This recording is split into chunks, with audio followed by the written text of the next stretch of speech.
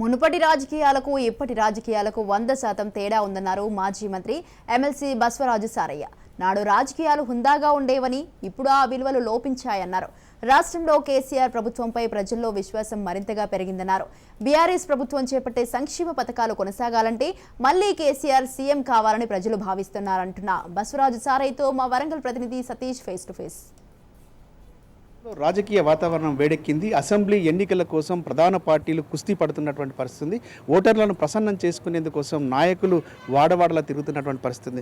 మనతో పాటుగా వరంగల్ జిల్లాకు సంబంధించినటువంటి సీనియర్ నేత మాజీ మంత్రి ప్రస్తుత ఎమ్మెల్సీ బస్వరాజు సారయ్య ఉన్నారు. అసలు రాజకీయాలు అప్పుడు ఎలా ఉన్నాయి, ఇప్పుడు ఎలా ఉన్నాయి, ఈ భవిష్యత్తు ఎలా ఉండబోతుంది అనేటువంటి విషయాన్ని కూడా అడిగి తెలుసుకునే ప్రయత్నం చేద్దాం.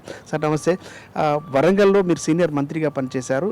మీరు ప్రజాప్రతినిధిగా ఎన్నికైనప్పటి పరిస్థితులు ఇప్పటి రాజకీయ పరిస్థితులు ఎలా ఉన్నాయి? ఇప్పుడు క్వైట్ ఆపోజిట్గా ఉండేది. ఒక మాట చెప్పండి, వాస్తవం చెప్పాలంటే అప్పుడు ప్రేమ అభిమానంతో ఓటర్సే ఎదురు డబ్బులు ఇచ్చి ఓట్లు వేసిన రోజులు అవన్నీ. నేను ప్రథమంగా ఎమ్మెల్యే అయ్యడానికి 1,20,000 ఎమ్మెల్యే అయ్యాను. రెండోసారి 13,60,000 70,000 ఆయనకు అంతే. ఇక నాకు డబ్బులు మిగిలిన ఇంకా చందాలు వచ్చినవన్నీ. అంటే అప్పటికిప్పుడు చూసుకుంటా ఏంటి దాని జోలి పోవద్దు. కానీ ఇవాళ బీఆర్ఎస్ పార్టీ అనగానే ఇది మన పార్టీ, ఇది మన ఇల్లు పార్టీ అనేది ప్రత్యేక తెలంగాణ రాష్ట్రం పోరాటం చేసి సాధించిన పార్టీ మనదాన్ని ప్రజలు ఒక విశ్వాసం నమ్మకం ఉంది. దానికి అనుగుణంగానే గౌరవ ముఖ్యమంత్రి గారు బీఆర్ఎస్ జాతీయ స్థాయిలో గుర్తింపు రావడానికి ప్రయత్నం చేస్తూ ఈ తెలంగాణలో ఉన్న అన్ని జిల్లాలను కూడా 32 జిల్లాలు చేయడం జరిగింది. అంటే ప్రజలకు అడ్మినిస్ట్రేషన్ అంటే అధికారులు కూడా అతి సన్నిహితంగా ఉండాలని 32 జిల్లా కలెక్టర్ నిర్మాణం చేయడం, 32 జిల్లా ఎస్పీలు చేయడం, మరి కోర్టులు కూడా ఈ ప్రాంతానికి రావటం, మరి అన్ని రకాలుగా చేయడం జరిగింది. ప్రజలకు చేరుగా ఉండటానికి ప్రజాప్రతినిధులు ఎమ్మెల్యే కానీ మరి ఎంపీ స్థాయి మంత్రులు కూడా అతి సన్నిహితంగా ఉండాలి. ఆ విధంగా మరి గౌరవ ముఖ్యమంత్రి కేసీఆర్ గారు దిక్షతోటి ప్రజలకు ఒక నమ్మకంతో ఇవ్వడానికి ఎన్నో రకాల కార్యక్రమాలు చేస్తూ ఇవాళ తెలంగాణ రావటమే నాణ్యమైన కరెంటు 24 గంటలు ఇవ్వటం, మరి రైతు కావాల్సింది నీళ్లు కావాలి, నీళ్ళు నిబంధనని కాళేశ్వరం ప్రాజెక్టుని యుద్ధపాదికి 3 సంవత్సరాల కంప్లీట్ చేయడం, మరి తెలంగాణలో ఉన్న అన్ని ప్రాంతాల్లో నీళ్ళు అందించడం, తాగునీయటం, మిషన్ భగీరథ ఇంటి ముందు నల్ల అయిపోతే నల్ల నీళ్ళు రావటం, దీంతోడు వికలాంగుల పెన్షన్, వీడో పెన్షన్, ఆధార్ పెన్షన్, ఇవన్నీ రకాల పెన్షన్లతోటి రైతు భరోసాకు, రైతు బీమా, రైతు పెట్టుబడి, మరి ఇలాంటి కార్యక్రమాలు చేస్తూ మరి ఎన్నో కార్యక్రమం చేస్తున్న బీఆర్ఎస్ పార్టీ ఆశీర్వదించడం. మరి కొత్తగా మరి రైతు బీమా ఉందో ఇవాళ తెల్ల రేషన్ కార్డు అందరూ కూడా కేసీఆర్ బీమా భరోసా, ప్రతి ఇంటికి భరోసా లేక ఆ కార్యక్రమం చేపడుతుంది. మరి ప్రతి మహిళకు కూడా 3,000 రూపాయలు ప్రతి మంది ఇవ్వడానికి కూడా అది కార్యక్రమం ఉంటుంది. మరి ఎవరైనా చాలా నిరుపేదలు ఎక్కువ ఉంటారు. ఉదయం సాయంకాలం రెక్కటి శ్రామికులు, కూలీ సంక్షేమ పథకాల పేరుతోటి స్వయం సమృద్ధిని నాశనం చేస్తున్నారు. అసలు మనుషులు ఆధారపడే వ్యవస్థను పెంచుతున్నారా తప్ప పనిచేసే సామర్థ్యం లేకుండా చేస్తున్నారని చాలా విమర్శలు వస్తున్నటువంటి పరిస్థితి. దాన్ని ఏమంటారు?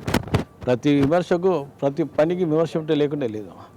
ఏది చేసినా, ఏది మంచి చేసినా చెడు వాళ్ళ కంటికి ఏది కనబడ్డాగా చెడు కనబడుతుంది, మంచిగా కనబడుతుంది. పాపం ఒక నిరుపేద, ఒక వికలాంగులకి పెన్షన్ ఇవ్వటం అది వేస్టా? ఒక నిండు ముసలి 60 సంవత్సరాలైన ఒక ఓల్డేజ్ వారికి కుటుంబంలో కొడుకులు బిడ్డలు ఏమన్నా ఆదుకున్నప్పుడు ప్రభుత్వం ఆదుకోవడం అది నేరమా?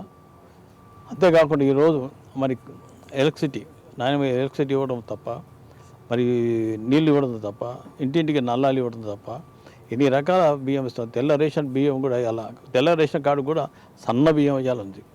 అన్ని మండల హెడ్క్వార్టర్లు ఇవాళ బీసీ రెసిడెన్షియల్ కానీ, ఎస్సీ రెసిడెంట్ కానీ, మైనారిటీ రెసిడెంట్ కానీ ఎన్ని రకాల నాణ్యమైన విద్య కొరకు కేజీ టు పీజీ వరకు కూడా విద్యను అందించడం కూడా తప్ప, ఇవన్నీ కూడా మరి నిధులు కావాలి. ఇప్పటికీ కూడా పేదవారికి వైద్యం కావచ్చు, విద్య కావచ్చు భారంగా మారుతున్నటువంటి పరిస్థితి ఉంది.